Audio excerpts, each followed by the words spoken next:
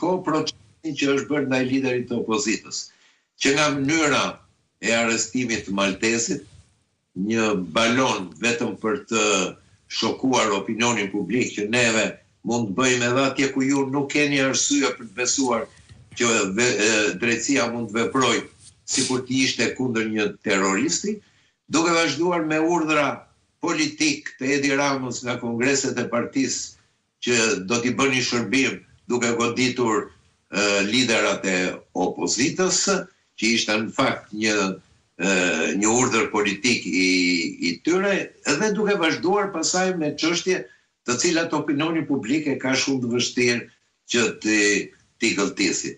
Por mendo që ky është një projekt, prandaj them unë edhe... Atëherë, vim ke pyetja e fundit, Nesho. Politikisht, janë rrethanat që opozita dhe shoqëria shqiptare të kërkojnë një reformë të re në drejtësi? Po sigurisht, opozita shqiptare me ndryshimin e situatës, me rotacionin politik, që duke se po troket në derë Flavio, jo vetëm nga meritat e kësaj opozite, po të një kalbëzimi total të një pushtetit të korruptuar që ka qelbur gjithë Shqipërinë.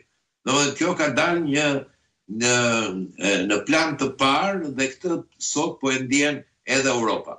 A duhet të bëhet një ndryshim politik? Sigurisht duhet bëhet, sepse në Parlamentin Evropian tha që krimi organizuar nuk lejon në rotacionin politik në Shqipëri, është alfa e demokracisë. Kjo është kryesorja. Së dyti, një shtet i ri të drejtës, rikthimi i funksionimit të aparatit dhe institucioneve demokratike do të kërkojë që këta njerëz të komprometuar, kjo reformë të rikorrigjohet. Për sa kohë që neve shikojmë një indiferencë të institucioneve të drejtësisë, sidomos në zgjedhjet e 11 majit, që nuk u godit krimi organizuar i cili hapur ka përkrahur pushtetin. Nuk u bën veprime të tilla për cilat janë ngritur dhe bëjnë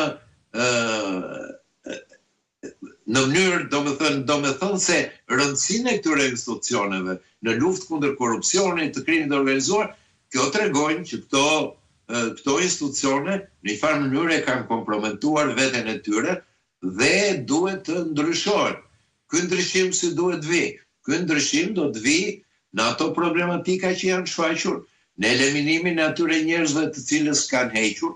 Nuk mendoj që do të jetë një reformë radikale për arsye se vetë Perëndimi nuk pranon forma të tilla, sidomos është ajo që drejtësia amerikane, e cila mbikëqyr proceset e drejtësisë edhe në demokracitë e reja të Europës lindore, në një farë mënyre kërkon të ngrejë standardet brenda sistemit ekzistues. Pra, do të jetë një proces i gjatë, sigurisht do jetë një proces, Flavio, që ju me drejt ngrini problemin që duhet ndryshuar sepse në një farë mënyre ka humbur besimin e opinionit publik, ka humbur besimin që i kanë shërbyer një çështje kushtetutës dhe ligjit, prandaj si tillë sa më shumë të gabojnë, sa më shumë mos godasin kreun e organizatës kriminale që drejton në Shqipëri, aq më shumë organet e reja të drejtësisë e kompromentojnë veten e tyre dhe do të çojnë në tranzicionin e mundshëm demokratik edhe në ndryshime rrënjësore të këtij sistemi drejtësie që është vendosur në Shqipëri.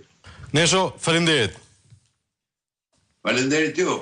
Përshëndesim Agim Neshon dhe sigurisht edhe opinionet e tij. Ndërkohë do të qëndrojmë në fakt në temë drejtësie, por do doja t'ju ftoja të ndjekim një material me sa duket po bunkerizohet edhe Spaku pasi u bunkerizua policia e shtetit. Dëgjoni se për çfarë bëhet fjalë.